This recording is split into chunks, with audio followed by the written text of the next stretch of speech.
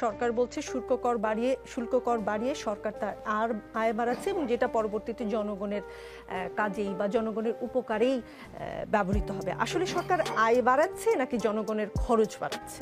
Cause সন্ধ্যায় press ব্রিফিংয়ে প্রধান উপদেষ্টা প্রেস সচিব বলেছেন সরকার বাংলাদেশের আর্থিক স্বাস্থ্য ঠিক রাখতেই পদক্ষেপ নিচ্ছে। এতে সরকারের জনপ্রিয়তা কমলো কিনা সেটা মুখ্য নয়। অর্থ বছরের মাঝামাঝি শতাধিক পণ্যে শুল্ক কর বাড়লো। সরকারি কর্মকর্তাদের জন্য কিন্তু মহার্ঘ ভাতা দিল সরকার, আর গরিবের টিসিবি ট্রাক সেল বন্ধ। বিষয়টা কেমন হলো বলেন? সাংবাদিক হিসেবেও বলতে পারেন, সরকারের অংশ হিসেবেও বলতে পারেন। দেখুন, ভ্যাট বাড়ানো, ট্যাক্স বাড়ানো জিনিসটা হচ্ছে এটা ইউজুয়ালি আমরা যেটা বুঝি, আমাদের যে আন্ডারস্ট্যান্ডিং, আমাদের যে ট্যাক্স বাড়ানো হলে সেটা বড় লোক যাদের ধনবান ব্যক্তি তাদের উপরে জিনিসটা প্রভাবটা বেশি পড়ে, আর ভ্যাট বাড়ানো হলে সেটা ইন জেনারেল সব মানুষের উপরে পড়ে। সো ভ্যাট বাড়ানোটা একটা খুবই আনপপুলার ডিসিশন। কিন্তু এগেইন আমি আপনার ট্যাক্স বাড়ানোর যে প্রসেস, ট্যাক্স বাড়ানোর যে কমপ্লিকেসি, কারণ ট্যাক্স বাড়ানোর জন্য গভর্নমেন্টের উপরে যে ধরনের যদি একটা ডিসিশন নিয়ে নেয় যে ট্যাক্স বাড়াবে পার্টিকুলার কিছু ক্ষেত্রে বা পার্টিকুলার কর্পোরেট সেক্টরে, সেটাকে ইমপ্লিমেন্ট করার ক্ষেত্রে এটা ইন্টারিম গভর্নমেন্ট না, যে কোনো গভর্নমেন্টই যদি ক্ষমতায় থাকে তাদের অনেকগুলো প্রসেসের মধ্যে দিয়ে যেতে হয়, অনেক ধরনের চাপের মুখে পড়তে হয়, অনেক সময় ব্যাকট্র্যাকও করতে হয়। ভ্যাট বাড়ানোর ক্ষেত্রে হ্যাঁ আনপপুলার ডিসিশন, কিন্তু সত্যিকার অর্থে যে ইমিডিয়েট ইমপ্লিমেন্টেশনের ক্ষেত্রে ভ্যাট বাড়ানোটা প্রবাবলি মোর ইজি। এক্ষেত্রে আমি ইজিয়ার কথাটা বলতে চাচ্ছি। সেহেতু হ্যাঁ, এগেন আপনি তো এখানে ভ্যাট বাড়ানোর কারণেই কিন্তু এই সমালোচনার সম্মুখে পড়ছে। সরকার বলছে শুল্ক কর বাড়িয়ে সরকার তার আয় বাড়াচ্ছে এবং যেটা পরবর্তীতে জনগণের কাজেই বা জনগণের উপকারেই ব্যবহৃত হবে। আসলে সরকার আয় বাড়াচ্ছে নাকি জনগণের খরচ বাড়াচ্ছে? না, আমি যে বিষয়টা নিয়ে আলোচনা হচ্ছে, আপনার ধন্যবাদ আজকের যুগান্তর, আজকের আমাদের আয়োজন, আমাকে তাও আমন্ত্রণ জানানোর জন্য। যমুনা টেলিভিশন। ভ্যাট আমাদের আভ্যন্তরীণ অর্থ সংগ্রহের সবচেয়ে বড় একটি খাত, এবং আমাদের যে আর্থিক প্রতিষ্ঠানগুলোতে যে দুর্বলতা রয়েছে, এই দুর্বলতাগুলো আমাদের কাটিয়ে উঠতে হবে। ভ্যাটের এরিয়া আপনাকে সম্প্রসারণ অবশ্যই করতে হবে। ভ্যাট যখন আপনার 1991 সালে বিএনপি সরকারের সময় ভ্যাট ব্যবস্থা প্রচলন করা হয় আভ্যন্তরীণ রিসোর্স বৃদ্ধি করার জন্য, তারপর আমার ডেভেলপমেন্টের টাকা দরকার, আমার আপনার স্বাস্থ্য সেবা শিক্ষা সমস্ত কিছু দিয়ে নাগরিক সুযোগ সুবিধার জন্য অর্থের দরকার। অর্থটা পাবো কোথা থেকে?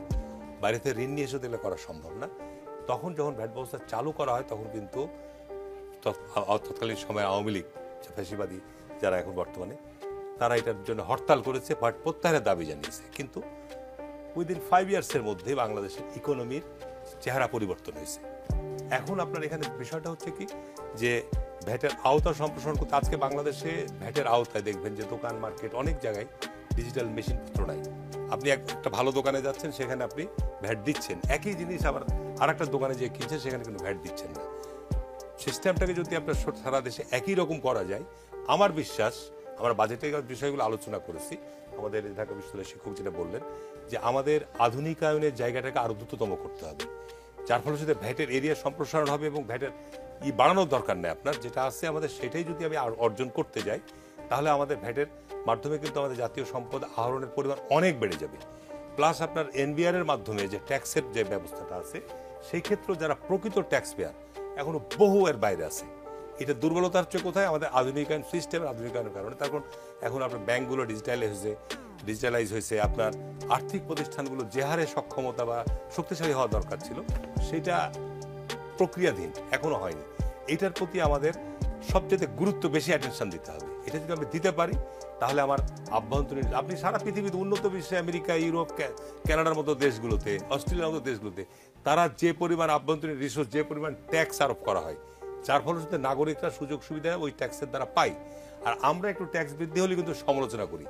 আমি এখানে যেটা মনে করি, আমার ব্যক্তিগত অভিজ্ঞতা, যে আপনার এখানে ভ্যাটের পরিমাণ বৃদ্ধি করা দরকার নেই, ভ্যাটের এরিয়াটা সম্প্রসারণ করতে হবে এবং ভ্যাটটা সর্ব জায়গা থেকেই আপনাকে ভ্যাট আহরণের জায়গাটাকে আরো স্বচ্ছ করতে হবে, গতিশীল করতে হবে। সরকার তো বলে আপনারা হচ্ছেন সরকারের নিয়োগকর্তা, তো শুল্ক কর বাড়ানোর আগে নিয়োগকর্তাদের সঙ্গে আলাপ হয়েছিল কিনা? আমরা আসলে এটা বলতে পারেন যে নিয়োগকর্তা, যেহেতু আমরা একটা ফ্যাসিস্টের বিরুদ্ধে আন্দোলন করে তাকে পালাতে বাধ্য করেছে, এবং আমাদের সরকার এখন যেটা বলছি আমরা যে অন্তর্বর্তীকালীন সরকার আমাদের আন্দোলনের ভেতর দিয়ে আসছে, সেই জায়গাটা থেকে বলতে পারেন যে আমরা সরকার নিয়োগ করতে, বাট আমরা এখন যে সিদ্ধান্তগুলো হচ্ছে সেটা একান্তই সরকারের ব্যাপার, এবং যারা দায়িত্বে আছে তাদের ব্যাপার। আমরা মাঠে আছি, আমরা হচ্ছে আমাদের সাথে সবগুলা বিষয় নিয়ে আলোচনা করা হয় না, বা হচ্ছে এটার অথরিটি আমরা না। আমার কাছে মনে হয় যে যেটার অথরিটি আমরা না, সেটার ব্যাপারে আমাদের সাথে সিদ্ধান্ত নেওয়ার ক্ষেত্রে আলোচনা করারও প্রয়োজনীয়তা মনে করে না। আর যে আমরা সাধারণ মানুষ এবং সাধারণ মানুষের হয়ে আমরা আন্দোলন করেছিলাম, তো সেই জায়গাটা থেকে আমাদের সাথে সিদ্ধান্ত নেওয়া না। তবে আমরা মনে করি যে সাধারণ মানুষের জায়গা থেকে আমার কাছে মনে হয় যে সাধারণ মানুষের কথা বিবেচনা করে সেটার সিদ্ধান্ত নেওয়া উচিত। এবং আমরা দেখেছি যে যে জিনিসটা নিয়ে এখন কথা হচ্ছে ব্যাট এবং ট্যাক্স নিয়ে, যে আসলে আমাদেরকে বুঝতে হবে যে আসলে কোনটা সাধারণ মানুষ গ্রহণ করছে এবং কোনটা সাধারণ মানুষের উপর এটা জুলুম বা হচ্ছে অতিরিক্ত হয়ে যাচ্ছে। তো সেই জায়গাটা থেকে আসলে দেখেন, শেখ হাসিনা এই স্বৈরাচারী সরকার যে পালিয়েছে, সে কিন্তু এই যে মানুষের কথা বুঝতে পারে না দেখেই পালিয়েছে। তো যেটা ব্যাট বলা হচ্ছে, যে এটা আমার কাছে মনে হয় যে একজন মানুষের যার ইনকাম 50,000 টাকা আছে, তার জন্য একটা পণ্য যে ভ্যাট নির্ধারণ করা হয়েছে, যেই মানুষটা রিক্সা চালায়, যে মানুষটা দিনমজুর, যে মানুষটা কৃষি কাজ করে, তার জন্য কিন্তু সেম পণ্যটা একই ভ্যাট দেওয়া হচ্ছে। তো হয়তোবা যার বেতন 50,000 সে এটার জন্য বেশি সাফারার না, কিন্তু যেই মানুষটা রিক্সা চালায় তার বেতন কিন্তু সেই মানুষটার মতো না, বা হচ্ছে তার ইনকামটা তেমন না। তো সেই ক্ষেত্রে কিন্তু এই মানুষের প্রতি সেটা জুলুম হয়ে যাচ্ছে, বা হচ্ছে এটা অতিরিক্ত হয়ে যাচ্ছে। তো আমার ব্যক্তিগত জায়গা থেকে এবং সাধারণ মানুষের কাতার থেকে যদি আমি বিবেচনা করি, আমার কাছে মনে হয় যে সাধারণ মানুষের কথা বিবেচনা করে সেই জিনিসটা নির্ধারণ করা উচিত। আর আমি বলবো যে যেটা বাড়ানো হয়েছে, আমার কাছে মনে হয় এটা আবার পুনর্বিবেচনা করা উচিত, যেটা সাধারণ মানুষের বিরুদ্ধে চলে যায়, সাধারণ মানুষের প্রতি এটা জুলুম হয়ে যায়, সেই জায়গা থেকে সরে আসা উচিত।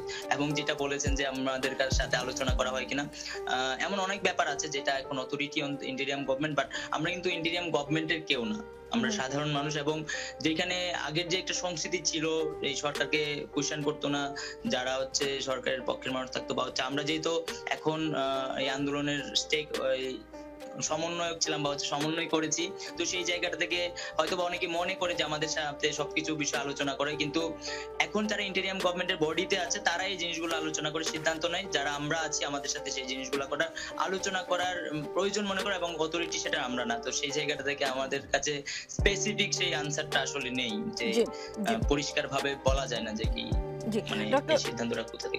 ডক্টর রুশাদ ফরিদী, অর্থনীতির ভাষা তো করছেন, কিন্তু আমি সহজ ভাষায় আপনার কাছে একটু জানতে চাই, কোন অর্থনীতিবিদ বা বিশ্লেষক মনে করছেন এই ভ্যাটটা আরোপ না করে সরকার যদি ব্যয় সংকোচন করতো তাহলেও হয়তো সমস্যার সমাধান হতো। একটা উদাহরণ আমি আপনাকে দেই, শুল্ককর বাড়ানোর কারণে বছরে 12,000 কোটি টাকা বাড়তি রাজস্ব আদায় করবে সরকার, অন্যদিকে 14.5 লাখ সরকারি চাকরিজীবী মহার্ঘ ভাতা দিতে বাড়তি খরচ হবে 7,000 কোটি টাকা। এটা একটা উদাহরণ দিলাম। তো এভাবে বলছেন যে এখন ভ্যাট শুল্ক কর বৃদ্ধি না করেও আসলে ব্যয় সংকোচন নীতি করেও এটা রিকভার করা সম্ভব হতো। অর্থনীতির ভাষা কি বলে? জি, আমি আসলে এটাই বলতে চাচ্ছিলাম। তো আসলে এই মহার্ঘ ভাতা বৃদ্ধির বিষয়টা আর ভ্যাট এর বিষয়টা যখন আসলো, তখন জিনিসটা আসলেই খুব একটা অদ্ভুত বিষয় হয়েছে, যে আমরা একসাথে বলছি যে আমাদের সরকারি আয়টা বাড়াতে হবে, এবং সেই সাথে আমরা আবার ব্যয়টাও বাড়িয়ে দিলাম, যে ব্যয়টা বাড়ানোর আসলে তেমন কোনো যৌক্তিক কারণ একেবারেই নেই।